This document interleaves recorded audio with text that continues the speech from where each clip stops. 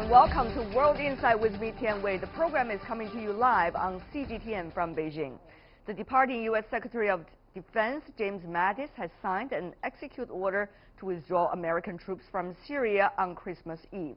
According to U.S. media, the withdrawal is expected to start and also finish in a few weeks. What would it mean for all the parties involved in the war-torn country?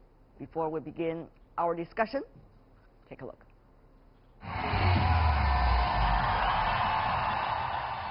For the first time in 8 years, Syrians in Damascus will celebrate Christmas with peace. The question is, will it last? The day after Christmas, Syrian state media reported that Syrian air defense units have intercepted several missiles targeting the capital city. And they were fired by Israeli warplanes. While Israel has been targeting Iranian-backed forces in Syria, Israeli military officials have yet to comment on their reports. The incident came after the U.S. suddenly announced the end of its military activity in Syria last week, citing victory over ISIL as the reason. And we have won against ISIS. We've beaten them and we've beaten the U.S. entered Syria in 2014 without the consent of the Syrian government. The imminent departure of around 2,000 American troops has been welcomed by three key stakeholders on the ground: Iran, Turkey, and Russia. But the news was not applauded by American allies, especially the Kurds. Kurdish forces have enjoyed autonomy in some parts of northeastern Syria. They joined hands with American soldiers in fighting ISIL in Syria, but now they are left alone to face Turkey, who regards them as terrorist groups. While the U.S.'s European allies agree ISIL has been weaker than ever, France says their troops are staying in Syria to counter remaining ISIL forces. Germany, Britain, and Iraq also voiced their discontent over the decision. In a rare case of domestic unity, American politicians across the aisle criticized the decision to withdraw. I can promise you that everything that happened in Iraq is going to happen in Syria unless we change course.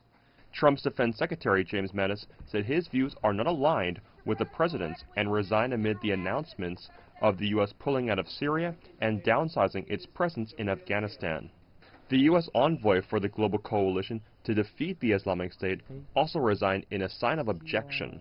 Tangled up by international powers, stability would be good news for Syrians at home and those abroad as refugees.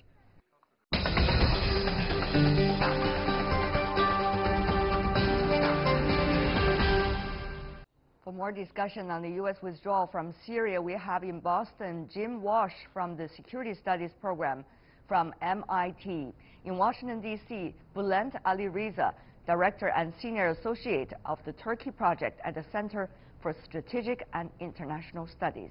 Last but not least, in Moscow, Dmitry Barbish, political analyst from Sputnik International News Agency. Want to welcome the three of you, gentlemen, for being with us during this holiday season. Thank you so much. Want to start with you, Mr. Walsh. First of all, in the United States, already huge debate.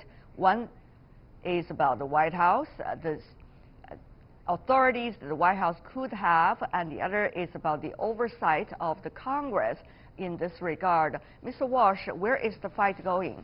Likely to be resolved? Well, I think Congress essentially booted away any attempted oversight with respect to Syria. It had years and years and years to pass an authorization for military force. Remember, in the U.S. Constitution, in Article 1, it's Congress that has the power to declare war, but Congress is always so scared of taking responsibility, it never gets around to doing it. And so it never provided authorization for the U.S. to go into Syria in the first place. But now it's crying and complaining that Trump is withdrawing. I think the withdrawal will happen. I actually think it's a good idea. I never liked the idea that the U.S. had troops in Syria to begin with. I think strategically it makes no sense. And so I think the Pentagon will withdraw that, and there's nothing Congress can do about it. Mr. Walsh, if briefly, when you say it doesn't make any sense, what do you exactly mean? Well, we have 2,000 troops in Syria. What are you going to do with 2,000 troops? I mean, when we went into when the U.S. returned to Iraq, it was because the government of Iraq invited U.S. troops back in when ISIS attacked them. Syria did not invite the U.S. into Syria. Moreover, that war essentially, unfortunately, is all but done. It seems to me that the Russians, the Syrians, and the Iranians have taken control, and they have as much interest in killing ISIS as the Americans do. And I think they're going to kill quite a number of them. So it didn't seem like a very good reason for the U.S. to stay in a country that it's not wanted, although clearly the Kurds are the ones who are facing the consequences to this withdrawal. Since you're mentioning about the Russians, let's also have Mr. Barbish to join us. From your perspective, the U.S. is leaving, and according to President Trump, as fast as possible. So what would that mean for Russians, especially the Russian troops and Russia's allies in the country? Well, let me remind you that Russia only has military police in Syria. We don't have the army. So obviously we cannot replace anyone, any occupying force from outside. The Russian military police is only used to kind of separate the warring parties in the so-called zones of deconfliction zones, de-escalation zones. Also, Russia has Air Force, which was used against not only ISIS, but also other terrorist Islamist organizations. But obviously, Air Force is not something that allows you to control territory. However, what is important, I agree with Jim Walsh that it would be a good development if the American troops left. For a very simple reason. They are there illegally. According to international law, there are only two options why foreign troops can be on a sovereign state's territory. Either they are invited by the government, for example, the government is fighting some dangerous terrorists, or they can be authorized to go there by the United Nations. Neither is the case with the American troops east of Euphrates. Also, the American troops east of Euphrates became a danger because the Turkish President Erdogan announced his decision to move in there in order to prevent the creation of what he called terrorist statelet. He obviously meant the Kurds, which are also a substantial minority in Turkey. So obviously it would be a terrible development if the U.S. troops got into a fight with the Turks east of Euphrates, and it would be a terrible blow to the solidarity of NATO, which is already compromised by many unwise moves, not so much by the United States as by the European Union. It was the European Union that moved first against Libya under President Sarkozy of France, and in other countries also. All right. Dr. Ali Reza, you've been attentively listening to your two colleagues. Your insight about this, of course, any decision made by Washington today will be applauded by some, well, also despised by the others. That's only natural, particularly these days. Dr. Ali Reza, in the longer term, is ISIS a problem? Is the division of the powers that are interacting with Syria the problem? Is specific countries like Turkey and some of the others the issue here, or Israel? Dr. Ali Reza, your insight. Well, clearly ISIS was a problem. After all, they had the seat of their caliphate in Syria. It began the Islamic radicalism of the kind that ISIS represented, began in Iraq and then expanded into Syria. The capital was in Raqqa, but their most important possession was Mosul. They lost Mosul, then they lost Raqqa.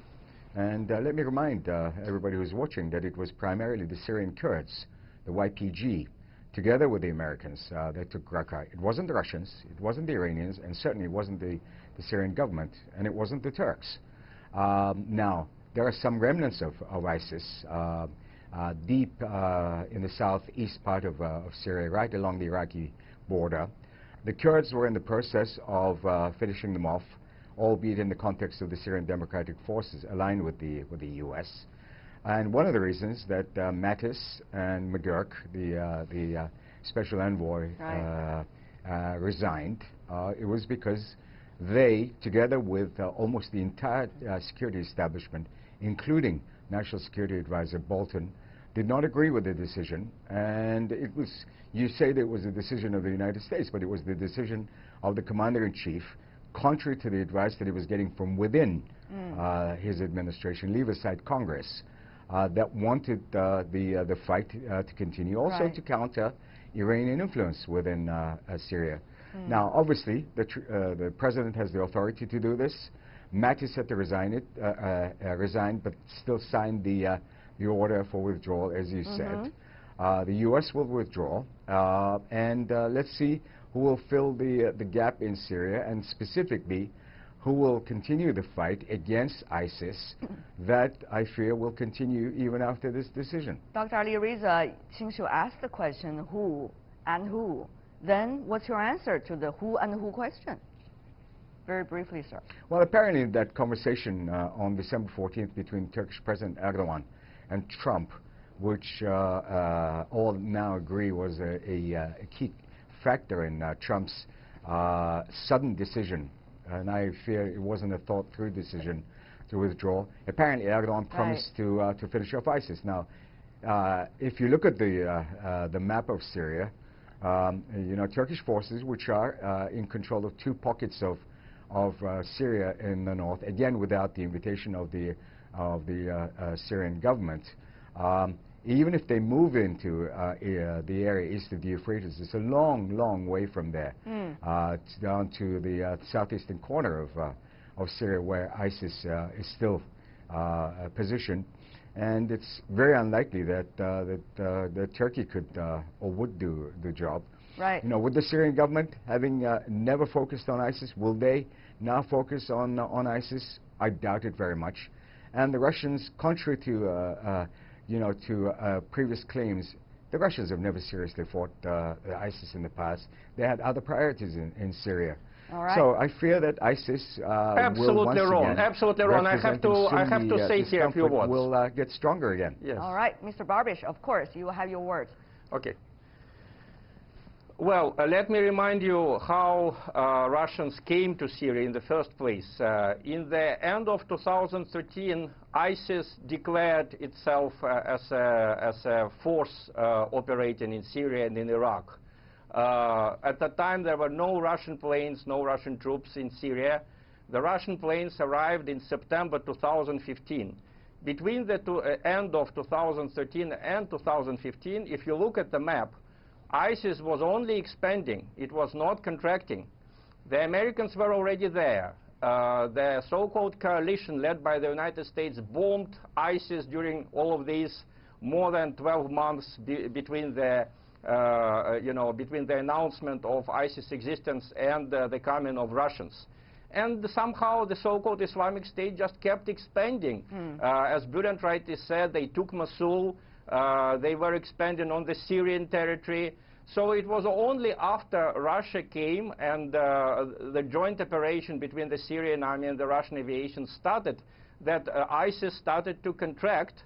And in the end, it just occupies just a small parcel of land on the Iraqi border. So, however, I think that when we say that Turkey or the United States or someone else should fight the Islamic State, the so-called Islamic State on the Syrian territory, this is simply legally absurd. Syria is a sovereign country. In a sovereign country, this is the government that fights terrorists. The government and other foreign forces that this government chooses to invite. I see. The Syrian government did not invite Erdogan. It did not invite the United States. It did not invite the Saudis. It did not invite the Israelis. So the actions of all of these troops on their territory is simply illegal and, I would say, morally condemnable. All right. Mr. Walsh, is it a sovereignty issue? Well, I'd love to hear my Russian colleagues say all this, and I'm sure people in Georgia and in Ukraine will be thrilled to hear that Russia doesn't believe intervening in places where it's uninvited. I expect that all those Russian green men will be leaving Ukraine now. Well, they'll be leaving Georgia. They'll be leaving ladies Crimea. And gentlemen, let's focus but I agree with Syria. Yes, well, I'm just saying there's a little hypocrisy here. But I actually agree with the principle. Syria is a sovereign country. The U.S. was not invited in. I don't think there's going to be a lot of difference. I don't see why it will be hard for the Russians and the Syrians to shift from killing Syrian Free Army to killing ISIS. I mean, if Assad wants control of his country back, and basically they are far down that path, unfortunately, I think Assad is a war criminal and he should be in a prison cell in The Hague, but facts are facts. And facts are that Assad and his allies have taken control of most of Syria, and they are going to want to finish the job. They're not going to want to let ISIS have a safe haven in Syria. So I don't know why it's so hard for the Russians or the Syrians to simply retarget their efforts. Obviously, our audience could already read, not even between the lines, but really simply what the arguments are from all sides. Having said that, though, some bigger questions about the region. As we all know, the Middle East is experiencing dramatic transformation right now, and particularly about the U.S. role in the region, U.S. withdrawal attitude, quote-unquote, and also some of the other hotspots that are competing with the Middle East. Dr. Ali Riza, very briefly, if I beg you and your colleagues, help us to understand how will this eventually have an impact on the overall map that we are looking at right now in the Middle East, particularly given the thought that Israel is going to have an earlier election this year before the middle of the year. And the Prime Minister wants to sit in the office for the longest term ever. So, Dr. Ali Riza, all of these are factors that are zooming in on this region. Dr. Ali Riza. Well, thank you for broadening the discussion to the regional issues, because I think it's important to touch on them. Now, Israel's main preoccupation in Syria was to counter growing Iranian influence. Given the fact that Israel considers the Iranian nuclear threat to be the preeminent threat to itself, and its willingness to actually act against Iran, to bomb Iranian targets, Iranian deployments in Syria, shows what its strategic priority is. Now, prior to the decision by President Trump, John Bolton, the National Security Advisor, having visited Israel, had begun to formulate a new policy to justify the presence of U.S. troops in Syria to counter the Iranian threat. Now, there's a huge question mark over this, and as Israel proceeds to elections, I think that this is very much going to be part of the debate, in addition to Gaza, the threat from Gaza, from Hamas, the threat from Hezbollah in Lebanon. There's also the question of the possible threat of the Iranian presence in Syria that's going to be discussed. Now, the U.S., having made this move, now has to decide whether confronting Iran in Syria is going to be part of the growing confrontation that President Trump has declared the U.S. to be on against Iran, including ending the JCPOA agreement and confronting Iran and its proxies in Yemen and elsewhere. We're going to have to see. And then you put in the question of where the Russians fit into this. Well, we're going to have to see, because the other speakers also have their own insights. And Mr. Walsh, you have 45 seconds, I'm afraid, to bring us your thoughts. Well, I think obviously with Netanyahu facing challenges at home, still more corruption charges and an early election, some people will worry that he will intervene in Iran and maybe bomb those Iranian nuclear facilities as a way to bolster his domestic position at home. That would be a terrible outcome, I think. As for Iranian meddling, I mean, I hear this as a justification all the time. You'll remember that when the U.S. went into Syria, its only mission was to defeat ISIS, and then it got expanded to stopping Iran, and then it got expanded to let's get Assad out of power. I think that was a mistake. Iran and Syria have been allies for a long time. That's not changing. That's not going away. Okay. And 2,000 troops on the ground in Syria was not going to alter that outcome. Thank you, sir. And last but not least, the 30 seconds left, Mr. Barbish, for your thoughts. Just to be fair, everybody has a say. Well, I think that the decision of Mr. Trump was not unexpected because 2 days before that, the president of Tunisia invited President Assad of Syria for the first time to the summit of the Arab League. So Assad was kind of legitimized by this decision, also by the statement from the Turkish foreign minister. So the question now is, will the U.S. troops leave Syria on Trump's orders? I'm not sure, because the United States is not ruled by the elected president. It's ruled by the terrible ultra-liberal ideology, which operates via media and via some people in the Congress. A lot of accusations, but certainly a lot of insights as well from the conversation. Thank you so much, the three of you, for joining us. Jim Walsh, Bulent Ali-Reza, last but not least, Dmitry Barbish. Thank you so much, gentlemen, for joining us during this holiday season. Really appreciate it. And you're watching World Insight with me, Tian Wei. Still to come on our program.